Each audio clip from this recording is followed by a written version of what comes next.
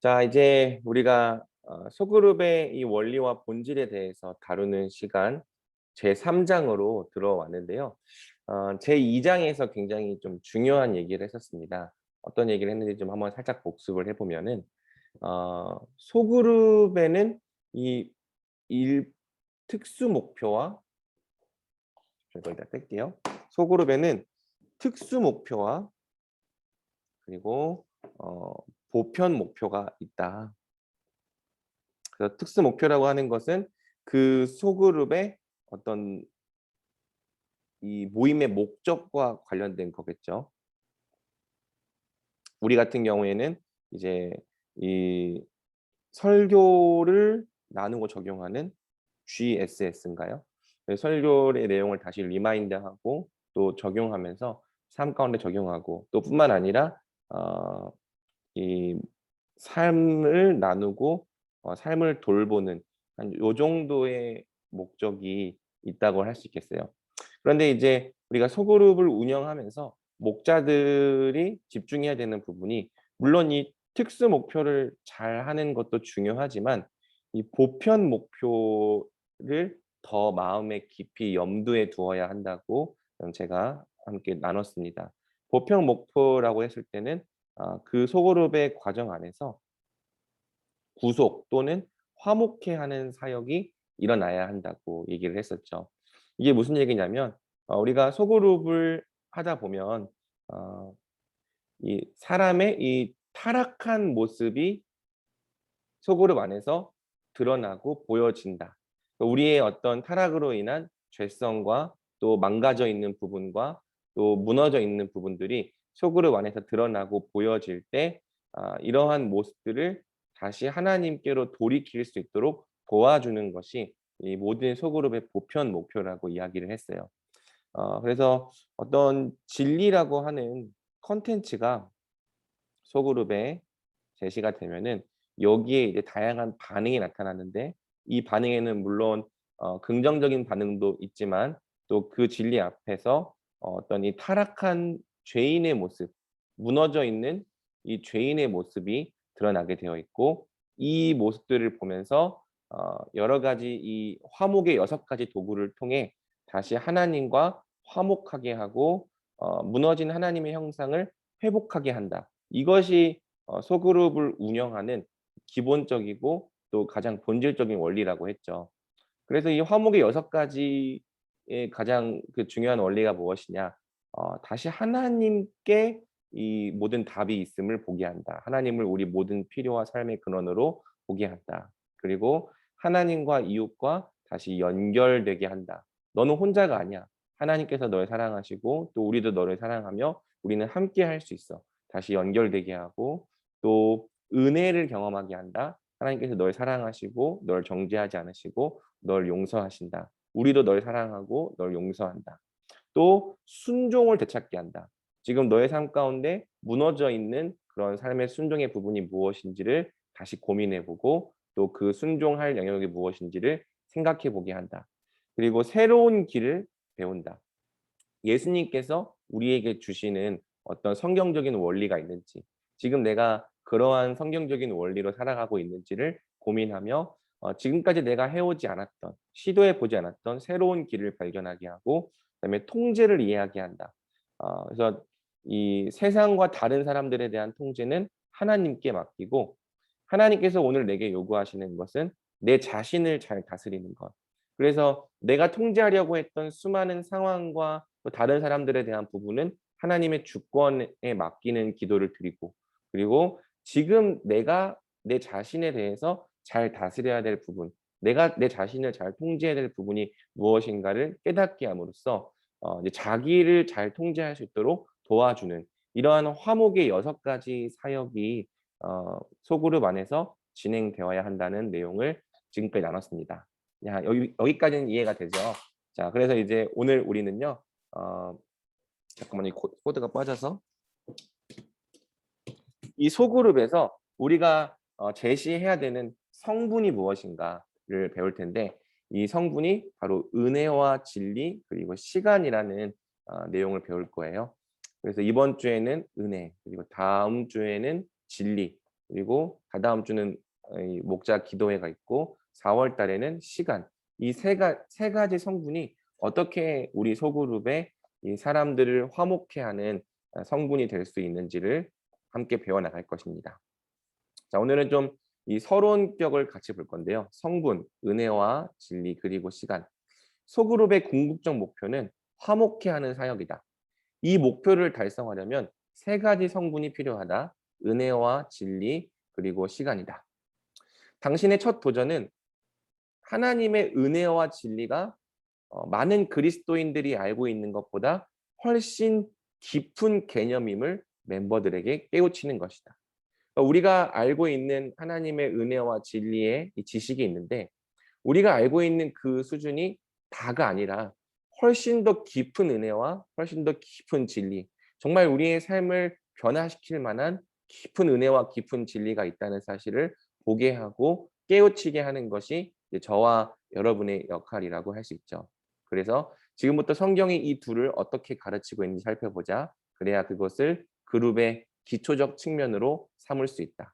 우리 소그룹의 기초는 은혜와 진리가 되어야 한다. 지금 이 얘기를 하고 있는 겁니다. 거기에 더불어서 당신의 둘째 도전은 멤버들에게 장기적 시각을 길러주는 일이다. 은혜와 진리라는 성분은 즉각적 성장을 낳지 않는다. 하나님을 믿고 복음을 믿고 따라간다는 것이 우리가 당면에 있는 어떤 인생의 문제들의 즉각적인 해결이 되지 않는 경우가 생각보다 많죠.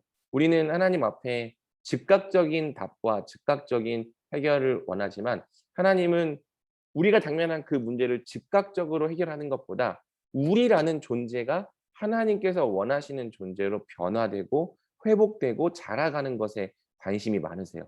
그래서 하나님은 우리 인생을 다루실 때 당장 우리가 구하는 문제들을 바로바로 해결해 주는 이러한 방법이 아니라, 어떻게 하면 우리 인생을 하나님께서 원하시는 모습으로 빚으실 수 있을지, 이 부분에 하나님은 초점을 맞추고 계신 거죠. 그래서 하나님께서 우리의 인생을 다뤄가는 거기에는 반드시 시간이 필요하고, 마찬가지로 우리의 소그룹 안에서 은혜와 진리가 작용하려면은 시간이 필요하다는 사실을 우리가 이해할 필요가 있습니다.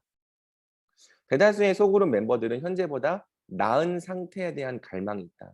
우리가 소그룹에 나오는 이유 중에 많은 이유 중 하나는, 물론 이 소그룹 사람들이 좋고 또 같이 있는 게 기뻐서 나오는 사람들도 있겠지만, 우리가 신앙생활을 하고 또 함께 이 모이는 이유에는 더 나은 상태가 되기 위한 갈망이 있기 때문이라는 거예요.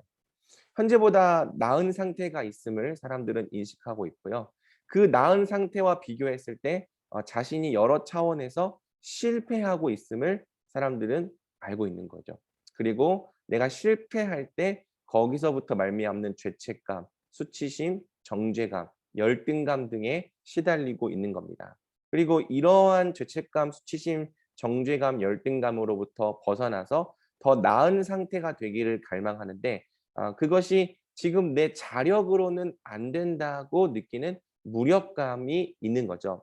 대부분 이 소그룹에 참여하는 많은 사람들이 이러한 이 공통적인 경험을 갖고 있을 거라고 저자는 말하는 거예요. 그런데 이것이 단지 우리만의 문제가 아니라 사도 바울이 얘기하는 바 모든 성도들의 보통적인 보편적인 특징이라는 거죠. 자, 한번 이 내용을 우리 성민이가 한번 읽어줄래요? 로마서 7장 14절에서 21절.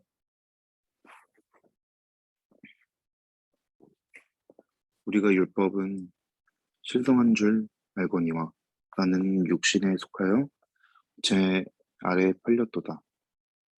다 읽나요? 네. 네. 내가 행하는 것은 내가 알지 못하노니 곧 내가 원하는 것은 행하지 아니하고 도리어 미워하는 것을 행함이라. 만일 내가 원하지 아니하는 그것을 행하면 내가 이로써 율법이 선한 것을 시인하노니 이제는 그것을 행하는 자가 내가 아니요 내 속에 거하는 죄니라. 내 속 곧 내 육신에 선한 것이 거하지 아니하는 줄 아노니 원함은 내게 있으나 선을 행하는 것은 없노라. 내가 원하는 바 선은 행하지 아니하고 도리어 원하지 아니하는 바 악을 행하도다. 만일 내가 원하지 아니하는 그것을 하면 이를 행하는 자는 내가 아니요 내 속에 거하는 죄니라. 그러므로 내가 한 법을 깨달았노니 곧 선을 행하기 원하는 나에게 악이 함께 있을 것이로다. 있는 것이로다. 네, 감사합니다. 네. 네, 긴 말씀을 읽어 주셔서 감사하고요. 자, 어떤 내용인지 여러분 이해가 되죠? 그러니까 바울이 말하는 것이 내가 행하는 것을 내가 알지 못한다. 왜냐하면은 내가 원하는 것을 행하지 못하고 도리어 미워하는 것을 행합니다. 지금 우리가 어떤 상태냐면은 무엇이 더 나은 삶인 줄도 알고 또 그 나은 삶을 살아가고 싶어 하는 마음도 있는데 그것을 행하지 못하고 내가 하고 싶지 않아 하는 그러한 행동과 삶을 계속 반복하고 계속 행하게 되는 것을 바울은 경험하는 거죠. 그러니까 우리의 삶이 그렇다는 거예요. 내가 어떻게 하는 것이 더 나은 삶인 줄도 알고 그렇게 하고 싶은 마음도 있는데 열심히 공부하기도 하고 계획적으로 살기도 하고 부지런히 살기도 하고 말씀과 기도를 통해 하나님과 더욱더 친밀함을 누리기도 하고 어떻게 사는지가 옳은 삶인지 우리가 다 알고 있는데 그렇지 못하고 내가 하기 싫어하는 행동들, 이거 하면 안 된다고 생각하는 행동들을 계속 반복하게 되는 게 지금 우리의 이 연약한 죄성의 상태라고 바울이 말하는 거죠. 그래서 그것을 행하는 자가 내가 아니라 내 속에 거하는 죄다. 원함은 내게 있으나 선을 행하는 것이 내게 없다. 내가 원하는 바 선은 행하지 아니하고 도리어 원하지 아니하는 바 악을 행한다. 그러므로 내가 한 법을 깨달았노니 곧 선을 행하기 원하는 나에게 악이 함께 있는 것이로다. 그리스도 안에서 구속받은 우리의 현재 상태가 어떤 상태냐면은 선을 행하기 원하는 마음도 함께 있지만 이것은 성령이 우리에게 주시는 소원이지만 동시에 아직 완전히 구속받지 못한 우리의 죄성이 여전히 남아 있어서 우리를 이 불순종과 또 이 무너진 삶으로 이끌어 나가는 죄의 습관을 계속 반복하게 행하게 한다는 거죠. 근데 이제 바울은 이 율법에서 해방되는 길, 그러니까 이러한 것 때문에 죄책감을 느끼지만 그렇지만 우리 주 예수 그리스도로 말미암아 하나님께 감사하리로다라고 말하면서 예수님을 통해서 해방되는 이 경험을 하고 있는 거죠. 그룹 멤버들에게 당시는 바울이 말한 곤고함, 이 곤고함이란 선을 행하기 원하는 마음은 있지만 실제로 그것을 행할 능력이 없는 그러한 상태를 곤고함이라고 말하는데 이 곤고함에서 예수님으로 말미암아 해방되는 경험을 가져다 줄 것이다. 사실은 우리가 가져다 주는 것이 아니라 소그룹 안에 있는 이 은혜와 진리라고 하는 성분이 우리를 곤고함으로부터 해방되는 경험을 가져다 줄 거라는 거죠. 성장이 필요함을 알지만 제 힘으로 불가능한 상황에서 벗어날 수 있도록 그들을 도와줄 것이다. 당신은 그들에게 진짜 하나님, 은혜이자 진리이신 분, 시간을 구속의 계절로 사용하셔서 우리를 변화시키는 분을 제시할 것이다. 이 우리가 소그룹 안에서 하나님을 제시함으로 은혜이시며 동시에 진리이신 분, 또 시간을 우리 삶을 구속하는 도구로 사용하시는 분을 제시함으로써 스스로 하나님의 율법을 행하여 지킬 수 없는 우리에게 그것에서 벗어나 하나님의 뜻을 행하는 삶으로 자라갈 수 있는 능력을 제시할 거라고 지금 저자는 말하고 있는 거죠. 그래서 이제 오늘 우리가 살펴볼 내용은 먼저 우리 소그룹에 있어야 될 성분 중에 은혜가 무엇이냐를 좀 같이 살펴보고 오늘 모임을 마치려고 합니다. 자, 은혜가 무엇이냐라고 할 때 은혜는 자격 없는 호의다. 자, 은혜라고 하는 것이 굉장히 중요한데 오늘날 이 은혜라고 하는 표현이 굉장히 기독교 안에서 많이 오염되지 않았나, 그리고 그 의미가 약화되지 않았나 싶어요. 그리스도인들은 은혜를 용서나 무조건적 소용이나 정죄하지 않는 것으로만 아는 경우가 많다. 그리고 이제 오늘날 우리 한국 교회에서는 은혜를 어떤 이 감동, 감격급으로 생각하는 것 같아요. 하지만 물론 이러한 감동, 감격도 은혜의 한 단면이 될 수 있지만 은혜는 단순히 어떤 용서해 주시는 것, 정죄하지 않는 것, 이 정도에서 끝나지 않는다. 또 어떤 말씀을 듣거나 소그룹 안에서 뭔가 이 감동과 감격을 느끼는 것, 그것으로 끝나지 않는다. 은혜는요, 실제적으로 우리가 하나님의 뜻대로 살아갈 수 있는 능력과 힘이 된다. 요게 있어야만 은혜인 거예요. 그러니까 은혜라고 하는 것은 실체가 있어야 되는데, 어떤 실체가 있냐면 무너진 데로부터 일어나서 우리가 하나님의 뜻대로 살아갈 수 있게 하는 능력과 힘, 하나님으로부터 오는 이 능력과 힘이 제공되어야지만 그게 진짜 은혜인 거죠. 그러니까 만약에 우리가 어떤 설교를 듣고 무언가 감동, 감격 아니면 인사이트 이런 걸 얻고 끝났어.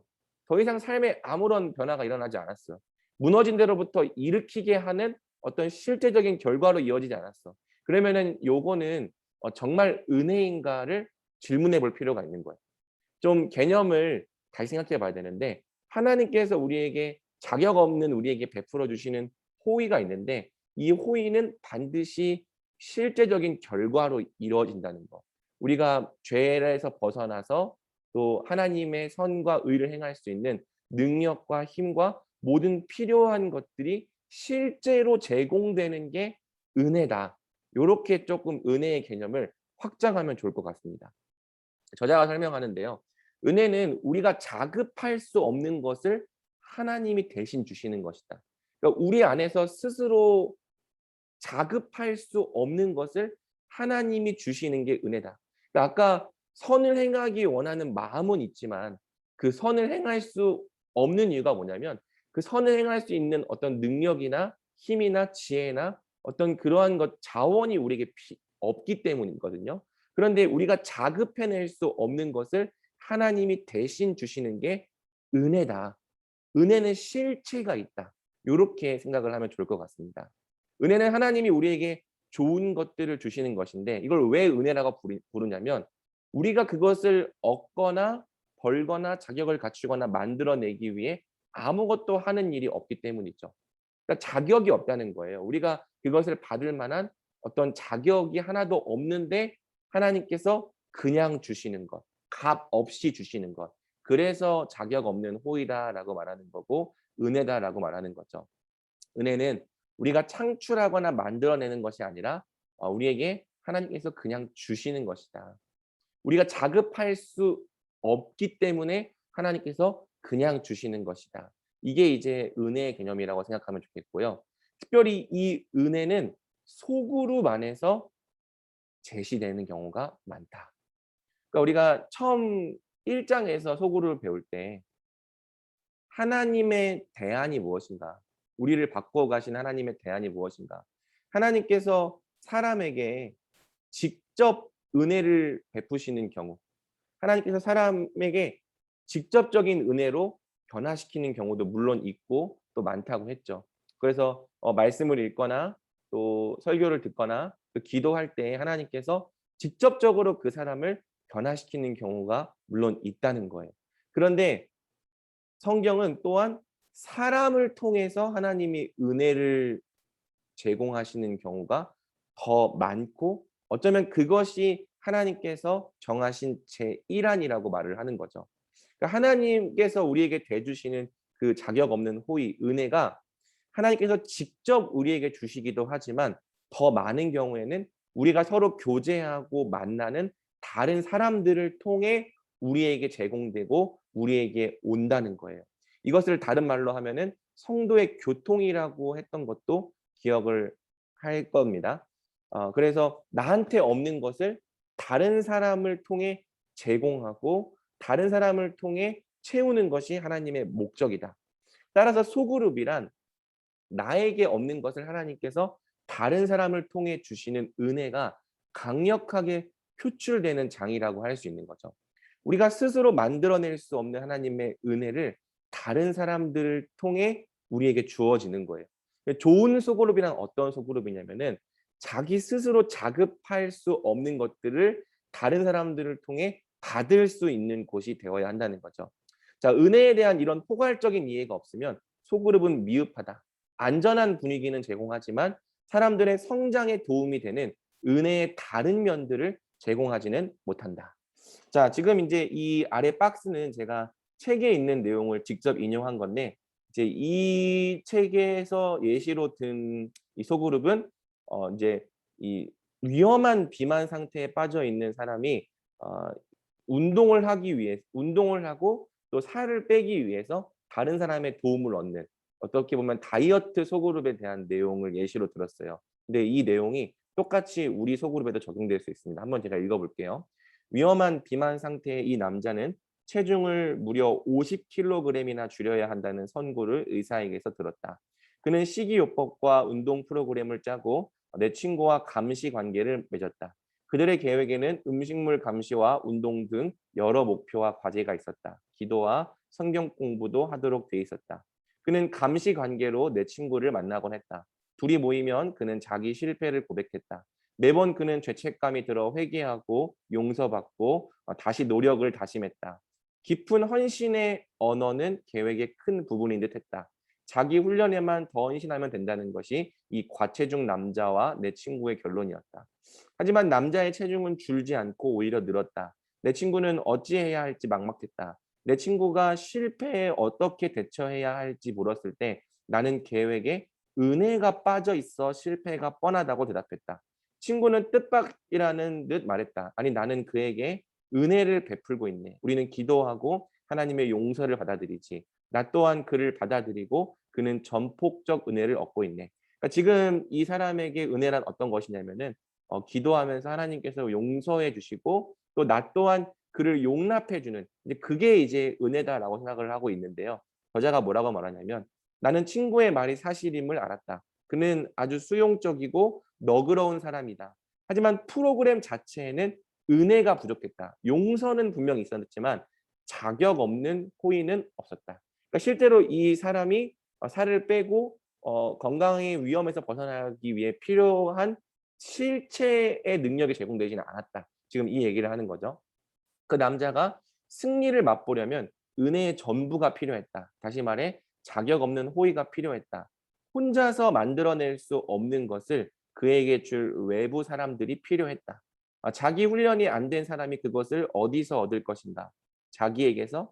방금 말했듯이 그는 전혀 자제력이 없었으므로 본인에게서 올 수는 없었다. 외부에서 와야 한다. 그렇지 않고는 마치 기름이 떨어진 차에게 알아서 기름을 넣으라고, 더 헌신하라고 다그치는 것과 같다.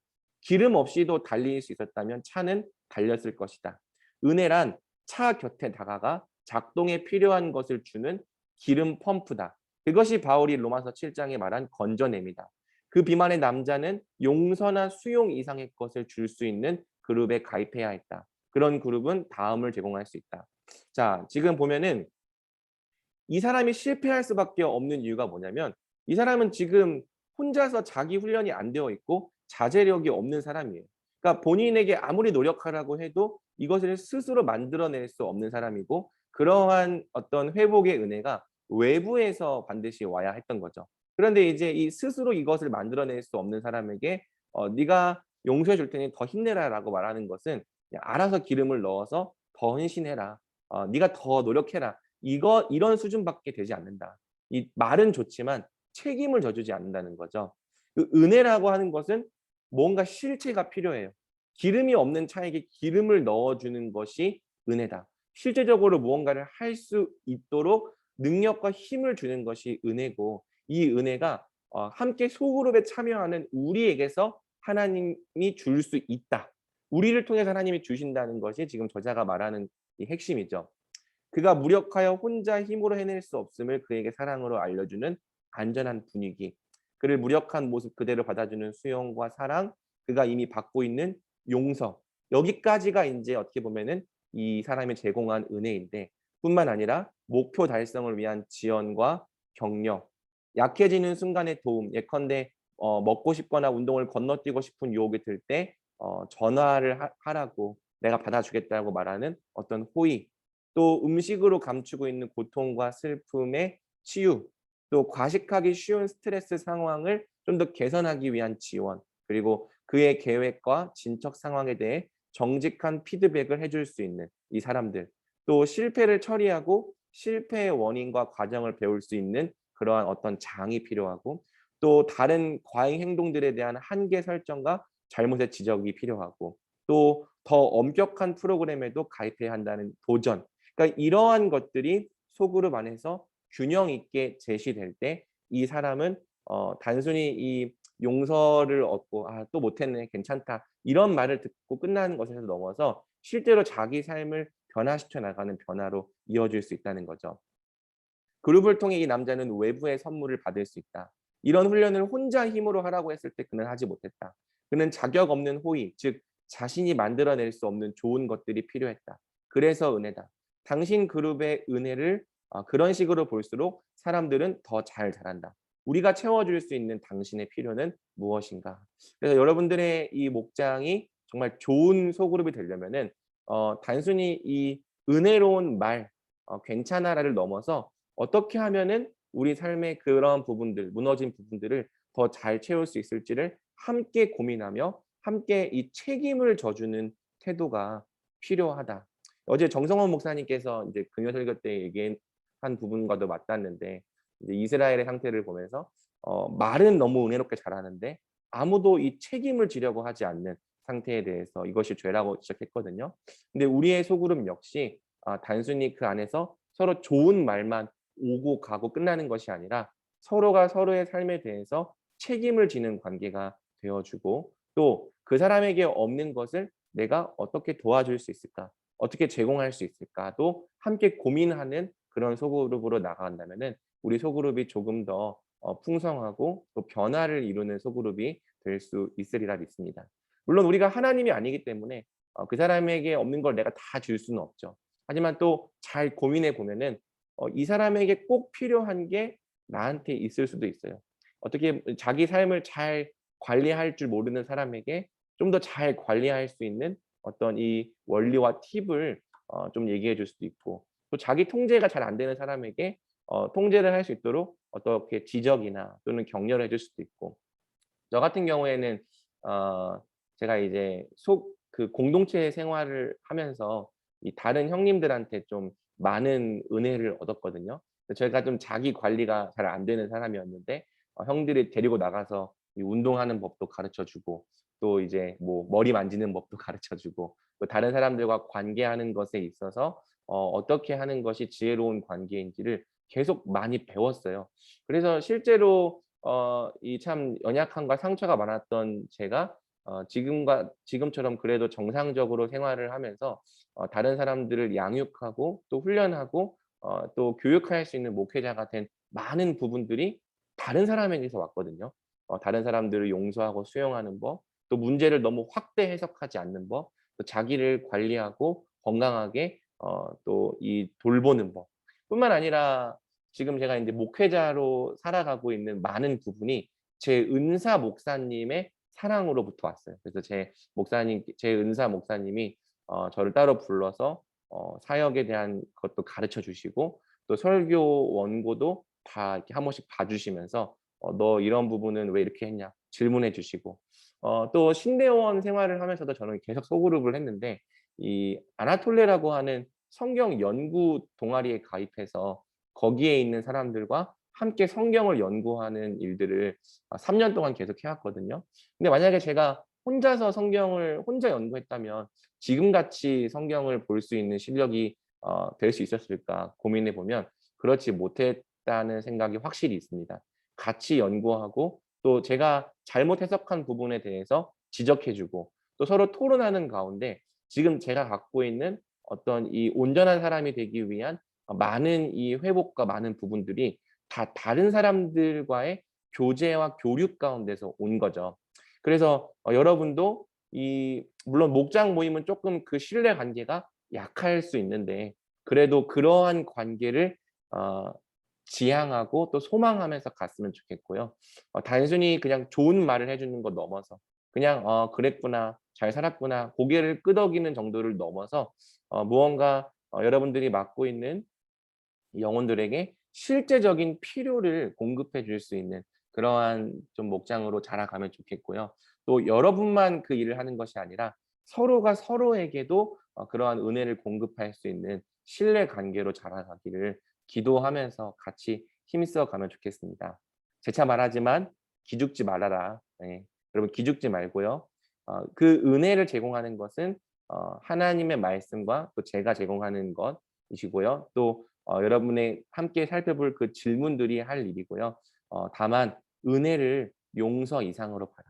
단지 말 이상으로 보고 정말 그들에게 필요한 것들을 내가 주기 위해 뭘 할 수 있는지 고민해 보면 좋겠고, 리더 혼자 이것을 행하는 것이 아니라 그것이 소그룹 멤버들 속에서도 이루어지게 하라. 이것이 이제 오늘의 내용이라고 할 수 있습니다. 30분을 좀 넘겼는데 내용을 넘겨서 죄송하고, 이 적용 질문 한번 같이 고민해 보면 좋겠어요. 소그룹 목자 소그룹에서 기독교에서 은혜는 가장 많이 사용되지만 가장 많이 오해를 받는 단어 중 하나입니다. 강의를 듣기 전에 은혜를 어떻게 생각했습니까? 강의를 들은 후 은혜에 대한 이해가 어떻게 변했습니까?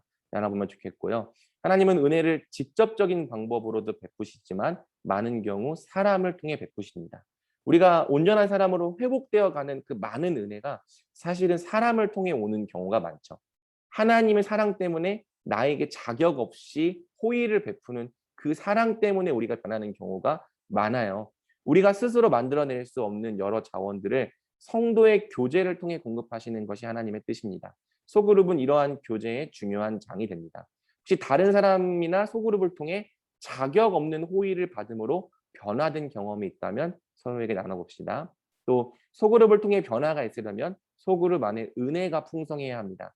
이러한 은혜는 오직 예수님의 자격 없는 사랑과 호의를 먼저 경험한 사람이 대가 없이 다른 사람들을 사랑하려 할 때 풍성하게 주어질 수 있습니다. 어떻게 하면 우리 목장 안에 은혜가 풍성할 수 있습니까? 함께 고민한 후 서로를 위해 기도해 줍시다.